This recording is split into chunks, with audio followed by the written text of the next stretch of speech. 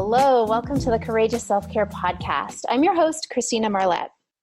On the show, we get into self-care that takes courage.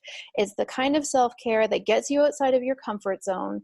It's the self-care where you go inside to learn about what's going on. And if you love what's showing up, fantastic, you do more of that. If you're like most humans, there's some stuff going on that's not so awesome on the inside, and you take steps to change it by getting support, by learning new things, by doing things differently. That's the kind of self-care that gets me really excited, and I'm super glad to have you tuning in today from wherever you are in the world.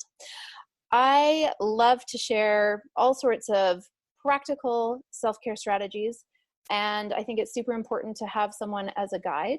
I also love to get other guides to be on the show as well. So today I have with me James Lawrence. James, welcome to the show. Thank you, Christina. And I think it's worth noting that we are long time friends. Yes, absolutely. So James and I went to high school together. We reunited at our high school, 25-year high school reunion, which is a big number. Was it 25? It was the 25th, yeah. Are you sure it wasn't 20? It was 25. That's embarrassing. No, it means we have so much wisdom. An experience. That's amazing, then. I love 25 years after high school. Yeah. So James, tell us a little bit about who you are and what you're up to these days. Oh, man, my life's been crazy, unbelievable, and awesome. Grew up in Calgary, Canada. Obviously went to school with Christina. And then quickly moved out of Calgary to just seek adventure and fun. And I've always lived my life that I never know what decisions I make are going to completely change and pivot where I'm headed and what I'm doing. And the biggest pivot in that time of my life was totally crazy. I sat on a Ferris wheel at the Calgary Stampede for 10 days in a competition. I got fired from my job. I won a ton of money, and I hitchhiked a ride to Utah, where I live now. And that was 20 years ago. And I met my wife, Sunny, here. We have 5 kids. We love it here in Utah. I was just out skiing backcountry this morning. I can't remember if I said we have 5 kids or not. We have 5 kids. I got into endurance racing, mostly triathlon and Ironman racing. And man, crazy, wild adventures over the past 10 years. I've broken several world records for consecutive Ironmans, most half Ironmans. We have a documentary on Netflix called Iron Cowboy. It's my nickname. Best known for doing 50 consecutive Ironmans through 50 days through all 50 states. Like I said, it's been a whirlwind. Now I do motivational speaking and coaching and still racing, huge race schedule, big goals, and self-care is a massive part of what I do and how I'm successful. Nice. Yeah, that's a lot of information. You said bring us up to speed. I did. So, oh my gosh, there's so much we could dive into in that. Unpack that, Christina. So I think you also win a new prize for being the guest on this show who I've had the longest history with. So yeah, most people on the show I've met recently or have known for a few years, but yeah, you win the high school friend award. Yes, I love winning. I guess so. Okay, so what I want to get into, since you were talking about self-care, and obviously it's a very important part of being able to sustain all the adventures that you have, what is a self-care practice that you think is super important that you're into right now? Yeah, I have the honor and privilege now of speaking around the world and talking to people and helping them get unstuck. And it's crazy because I'll say 2 of them, because one of the biggest things, and I don't even know if this falls into the self-care category, but one of the things that I've seen people not doing, which is stopping their progress, is dreaming.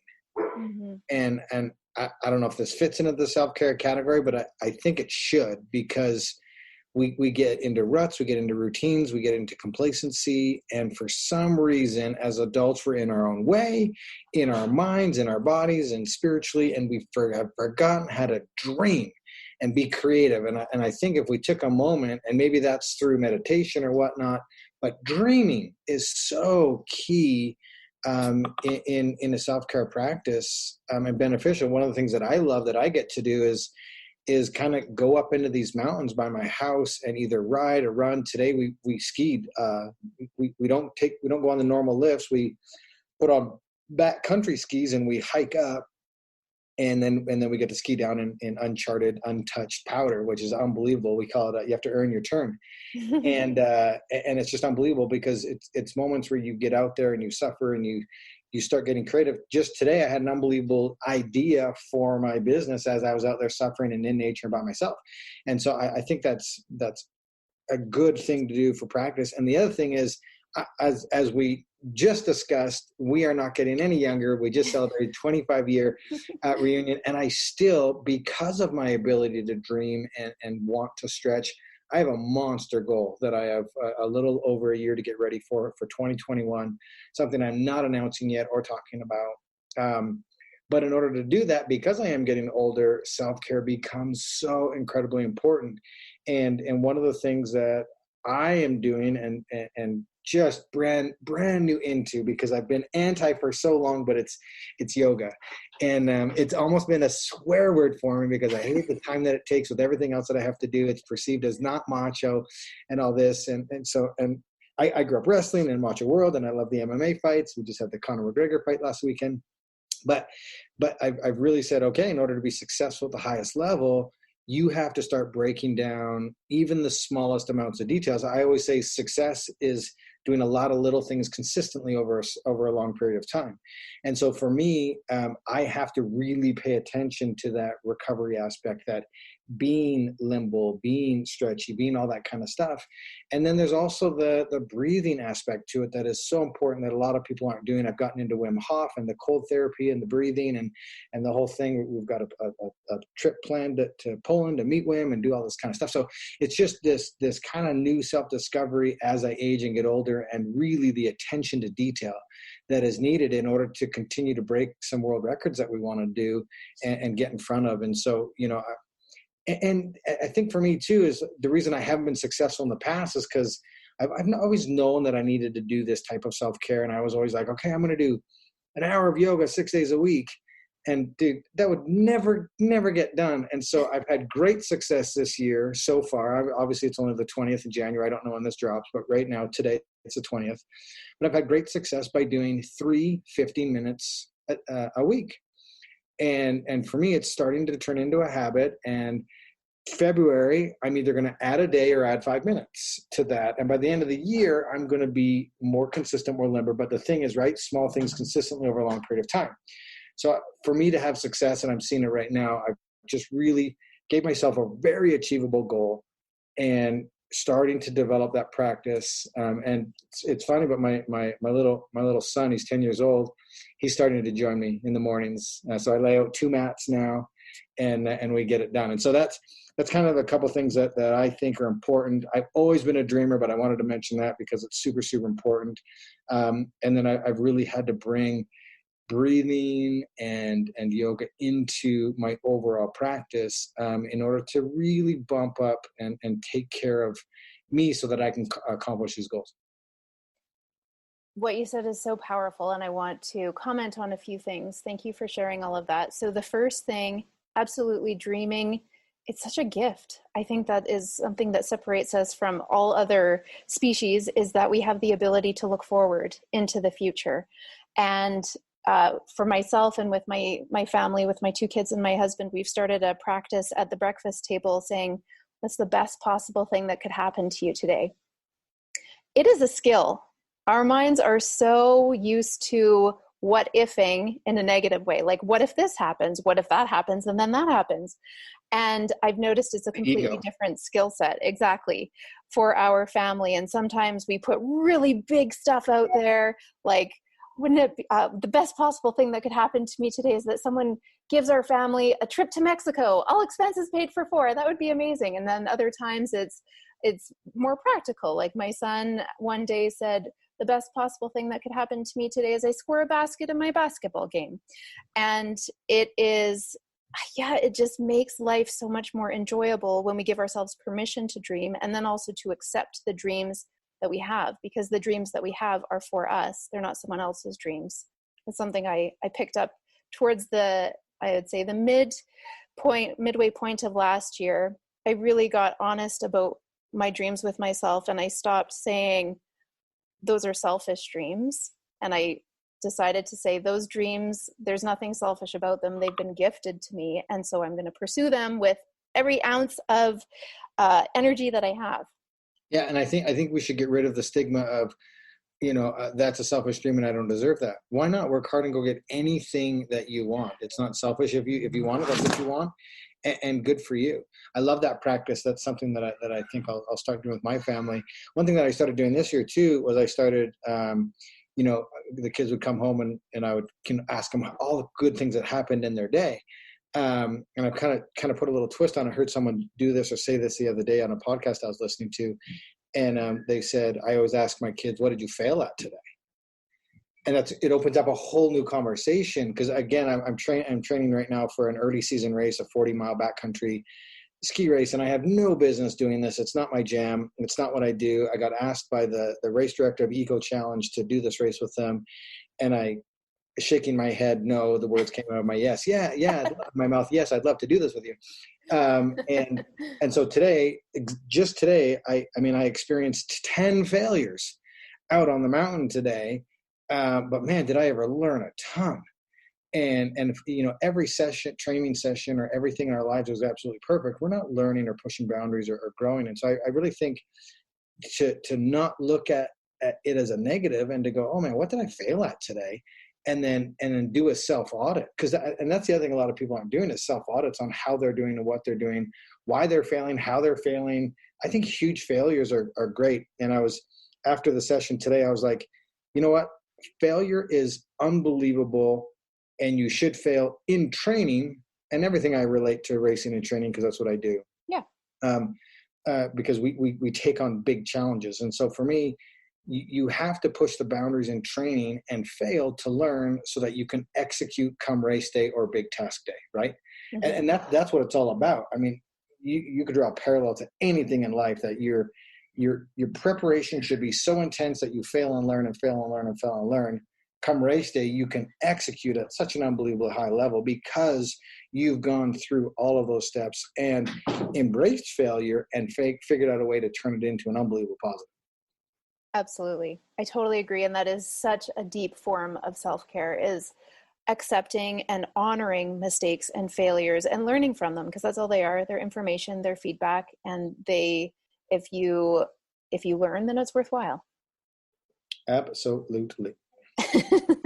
Okay. And I want to touch on the yoga too, because most of my adult life, people have been like, oh my gosh, you must do yoga. I'm like, no, I don't. No, I don't. I have that aura, I guess. But I would have said that you're a yogi. I know. For sure. And I tried so many times and I would always get injured. Like it was just not something my body was interested in. I did prenatal yoga, which is super gentle. That didn't work. After I tried yoga, I've tried all the different kinds of yoga, and I decided to tone it down to the least possible, because there was something in me that I guess I wanted to do yoga. And I was doing just sun salutations and my hips started to hurt so badly I couldn't even walk. I'm like, well, I guess no yoga. And then last year I tried again and something shifted, and now I love it. And I found the best teacher ever. So sometimes it just takes time to move into what everyone already knows, I guess. Man, no, not everybody knows this. It's crazy. I think it comes with maturity. What do you think the reason for the pain and discomfort in what traditionally is a practice that brings solace and peace? Yeah. So for me, what I notice about yoga, the ways that I tried it up until now, and this has shifted, but most of the ways I tried it, they were really structured. They were, you have to get it right. And so it was just another way for me to fall into my habit and pattern of, I'm not doing this well. I want to compete with everyone in the room. I want to be the best at it. And so my body was telling me this isn't serving you at this point. But now I think because I've shifted and I've learned to be more gentle with myself, and it's not necessarily about competing with other people in the room and doing it the best, it's doing my best and honoring where I am each day. I think finally my body said, yes, you're now ready for this experience. It's so funny you say that, because that's part of the reason why I haven't done yoga, because I am super competitive. You know that from watching me in high school and compete in wrestling, and then obviously what I've gone on and done. I used to always say and with a light heart, make fun of people, and I would always say, you can't win yoga. Yeah. You can't win at yoga.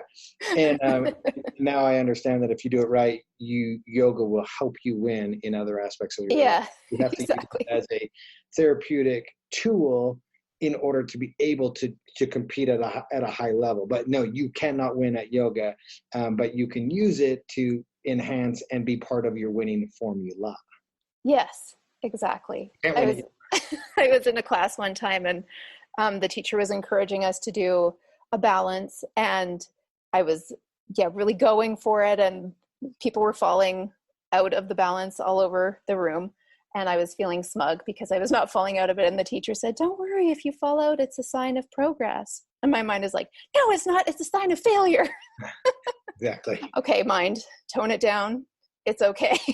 There's no competition here. This isn't CrossFit. Let's go. Yeah.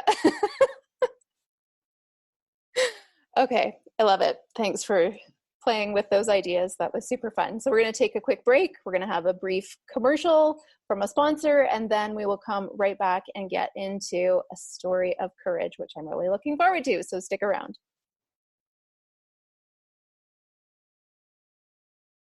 All right, you're back. We're back. Thank you for being here. I am having so much fun with this interview with James. And James, I just want to say publicly, thank you so much for doing this. I know you are very much in demand, and I feel really honored that you're here sharing your ideas and energy with us. So thank you. Yes, happy to be here. And everybody can't see it, but I get to see your glowing smile and your energy. So hopefully it's coming through on the audio waves. Oh, you're so sweet. Okay, thank you. I received that. So before we get into your story of courage, if you're a new listener here, or maybe you come back often, I want to reiterate why I love hearing stories of courage. It is because, well, a whole bunch of reasons, but the one I want to touch on today is that courage is, as Brene Brown says, contagious. And it takes courage to dream. It takes courage to shift your mindset and do something new that you thought you didn't want to do, like yoga, for instance. Courage is, I think, one of the defining virtues, or maybe the defining virtue of a life of blocked and everything stays the same and you don't realize your dreams. It takes courage to move in the other direction.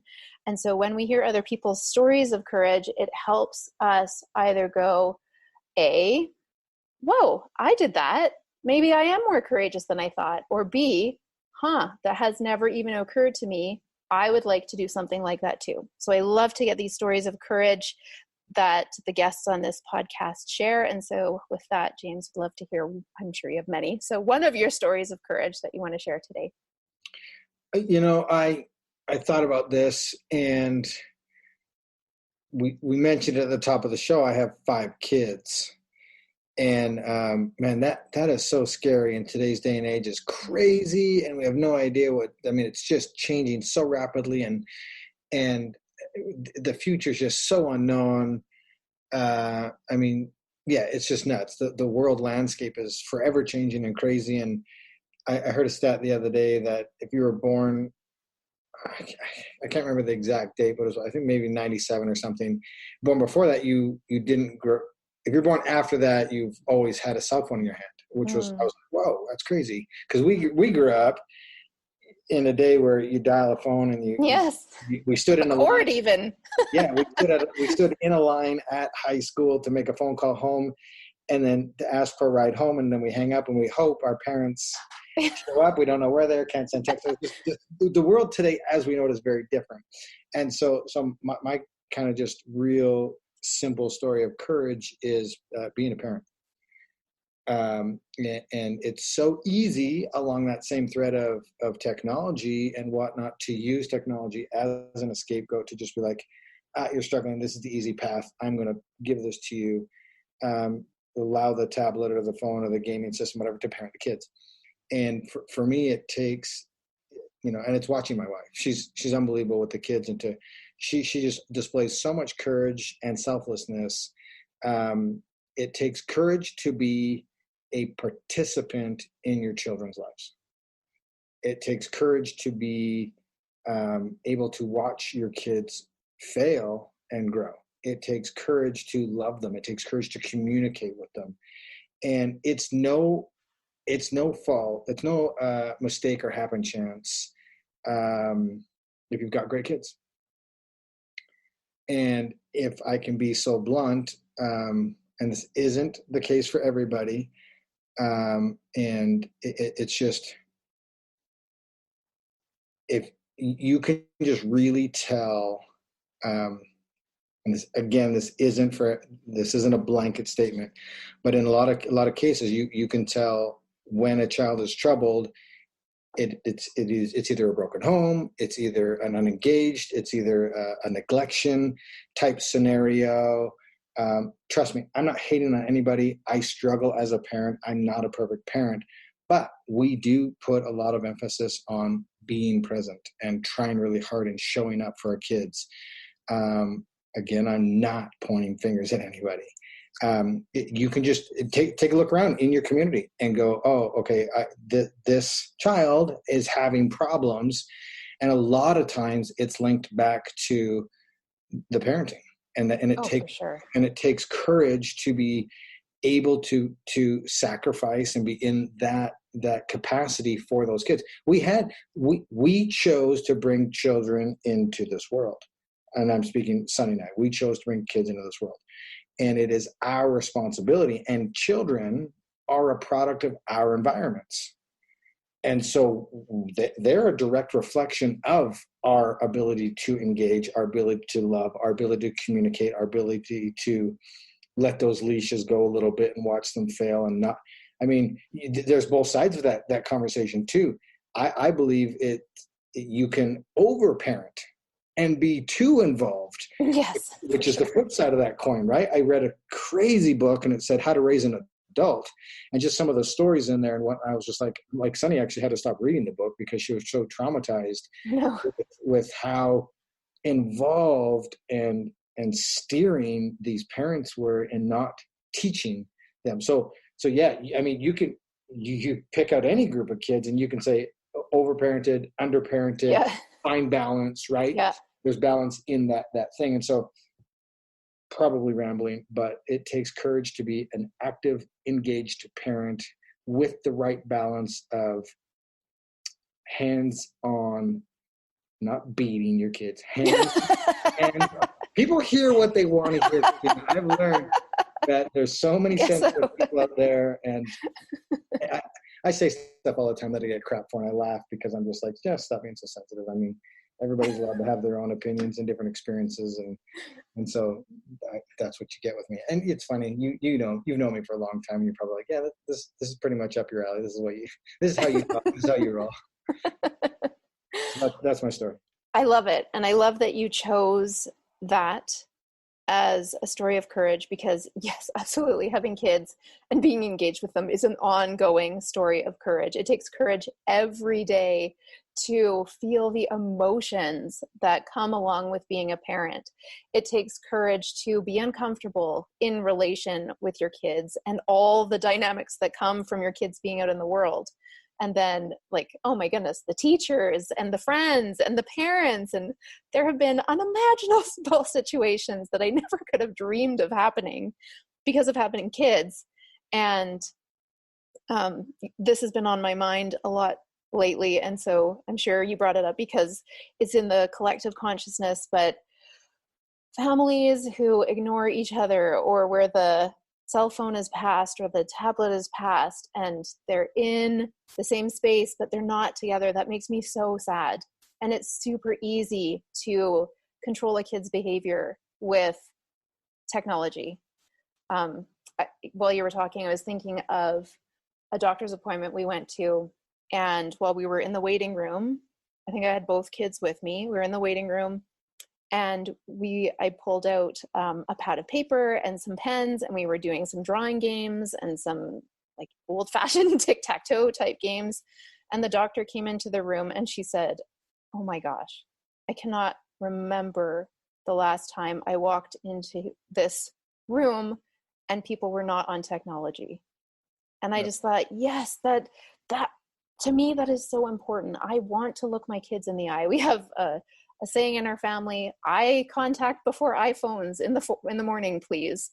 And yeah, to me, it's all a matter of what you talked about, that presence, being present with each other. And if kids do not know how to be present within their families or with their friends, which is a huge thing, it's going to be a lifetime of unlearning and figuring out how to get what we really want, which is to be in each other's company and to be listened to and felt and heard and acknowledged. And presence is always the answer, full presence. So yeah, I love that you chose that. It's going to take time, but we are going to see full circle, because there's going to be a realization phase where they understand that they're missing human contact. Yeah. And it's going to get worse before it gets better. But I truly believe in cycles of everything, and it'll come back. And it's just inherent in us. It's who we are as a race, as a society. We crave that physical touch, and it's crazy that we've got to this point, but it's going to have to be a learned habit or a trait in order to get back on how to do that. We put a huge effort on, whether we go to a grocery store or a restaurant, the kids have to order their own food, and they have to learn how to pay the person with money and have that interaction. Man, it's crazy. Kids don't even know how to answer. Like, I saw a kid the other day, the phone rang, he put it to his ear, and he didn't even say anything. He didn't know that he had to say the words hello. Oh, no. And I was just like, oh my gosh, where did we go so far off the rails? But it's just small things like that, like being engaged, like teaching your kids, again, not doing everything for them, and teaching them skill sets to communicate. Like, we have our kids, they have to call and set up their own orthodontist appointment, and they have to do all of those things. And just because of that consistent bit and behavior that we've been doing, I've never had to ground one of my kids. We've always set expectations. And I didn't tell my daughter she had to graduate high school with a 2-year college degree, but she's about to do that. And she was like, man, I see dad and mom wake up every single day, work hard, don't make excuses. And they just do it. Kids are a product of our environment. And it's a huge sacrifice and effort on both mine and my wife's part. I mean, people ask me all the time, hey, what's your parenting style? And I'm like, I've got 5 parenting styles. Yeah. Because each kid is so unbelievably different. And I'm like, how did you come from both of us? Like, right? How is that possible? Yeah. And so it's just been a lot of fun, and just how to communicate with each of them differently, and how to love them differently, and how to discipline them differently.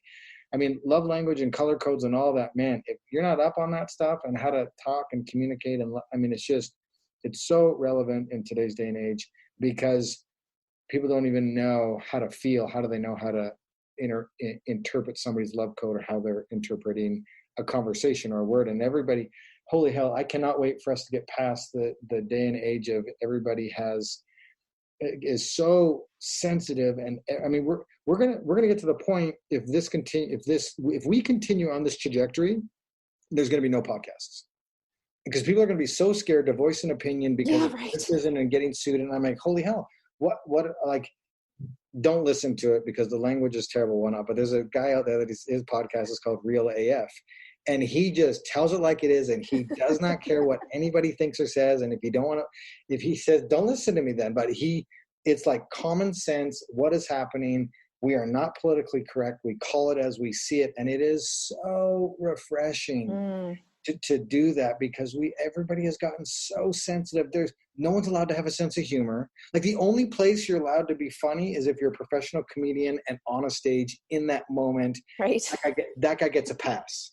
But everybody else, dude, look out, because you're under fire. We're starting to lose our voice. Mm-hmm. And I mean, I try to show up every single day, and I try to be real. I try to be authentic. And I think it's so important, and we're way off topic, but No worries. I think it's needed. I think it needs to be put on the table. I think people need to become so much less sensitive. I think there needs to be a heavy emphasis on a sense of humor and fun and playfulness and dreaming. We're going to bring it all the way right back Yes. to dreaming. If people would start dreaming some more, I think they'd be less sensitive.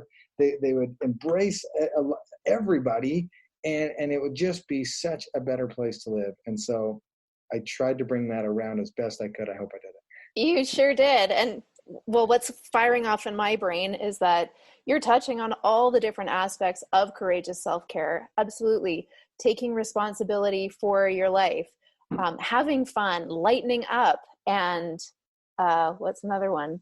Holy hell, accountability is such. Oh, yes. Well, you said that about you. That was one of the first things you said, but I'm just like, that is another soapbox I can get on, is accountability. I'm so tired of people giving excuses, and I want to throw up. Tell us how you really feel. Yeah, I've been accused of doing that. It's got me in trouble, but I think it's good. I'm tired of. I am done caring about what people think and who I'm offending because of what I say. Because I'm not being rude. I'm being honest, and I'm allowed to have an opinion. If I'm not physically hurting you and I'm not being emotionally abusive, I am entitled to have my opinion. That's what makes the world go round, is different viewpoints. And look, somebody said it brilliantly the other day. Don't try to win every conversation. Don't try to win every conversation.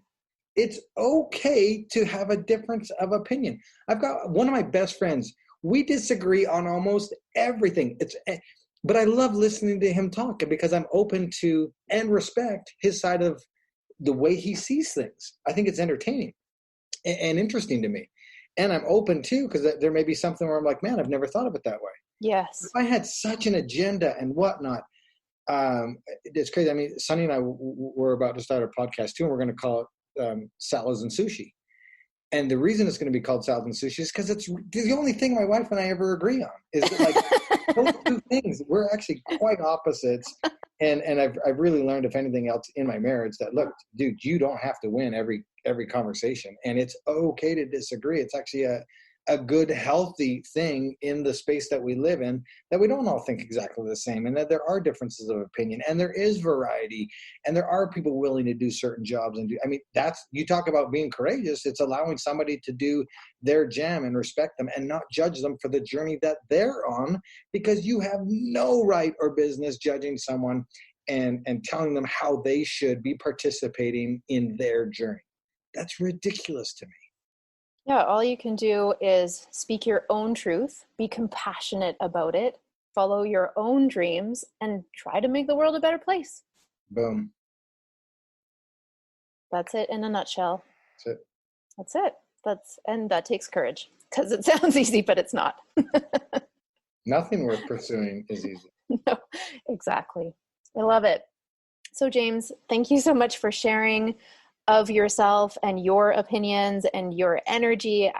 I'm thrilled to have you here and to be discussing all of this really juicy stuff with you. If people want to get in contact with you, how can they do that? I'm very active on some social media. The biggest one is on Instagram, Iron Cowboy James. Everything can be linked through our website, ironcowboy.com. We have our Netflix documentary can be accessed through there. We have our book, Redefine Impossible. We have my entire race series on there. We have our coaching. We have our mental coaching, our physical coaching. We've got our race series, our camps. I mean, we're crazy busy doing my speaking schedule. If you want to book me for speaking, I do over 80 events a year. The last couple of years, I've been through 48 countries. It's just been bonkers. We love fun. We love adventure. We love being real. And so if you're into those kind of things, follow us, Iron Cowboy James or ironcowboy.com. Thank you so much for having me on this podcast. Being courageous is hard. Having courage is hard. Self-care is hard, but it is all so important in this big picture we call life. If bad and dumb things keep happening to you, take a look in the mirror, take accountability, learn the lessons you need to learn, and please move on to the best version of who you are. Oh, yes. I love that best version. The pursuit of the best of who you can be is very exciting to me. And I feel like the best journey we go on, the best adventure in life is that of personal discovery, figuring out who you are at this stage and sharing that amazing person boldly with everyone who has the honor and the joy and pleasure of being in your energy. That's what I want for all of you. So thank you for listening. James, thanks again for being here. I am super grateful, and it was really fun to get to talk at this level and catch up with you and see what's driving you these days. I love it. So thank you. Awesome. Thank you, and have an amazing 2020. Thank you. You too. And thank you so much for listening wherever you are in the world. Know that courage is a doorway to those dreams that you're going to start dreaming in Technicolor now. So I encourage you to get clear on what it is that your heart is wanting. Open that door, be courageous, and step into the best version of you. Thank you for listening. I look forward to connecting with you again next time. Bye-bye for now.